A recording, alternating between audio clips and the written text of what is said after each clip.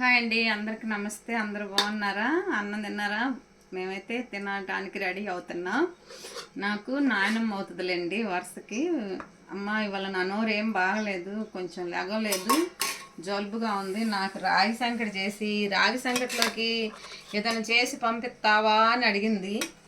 సరే నాయనమ్మ అన్నాను. చాలా పనులు ఉంటాయి నాకు కూడా, షాప్ దగ్గరకని అటని ఇటని. కానీ పెద్ద ఆవిడ కదా, ఇంకా ఆమె అడిగింది కదా అని చెప్పి గబగబా ఇదంతా చేశాను.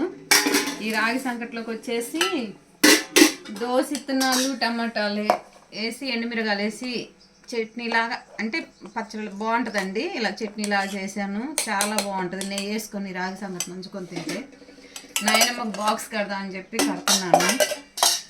ఒక మాట అండి, మనం ఇక్కడ ఏది శాస్త్రం కాదు, కానీ ఉన్న 4 రోజులు కూడా చేతైతే సహాయం, లేకపోతే బతికే దారి చూపించమని పెద్దలు చెప్పారు.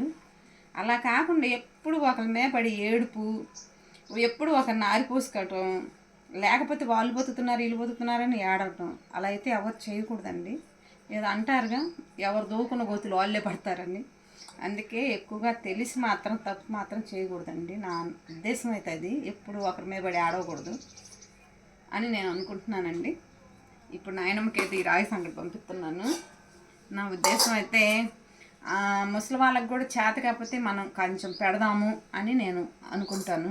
ఇదైతే కొద్ది జోరైంది ఇవాళ.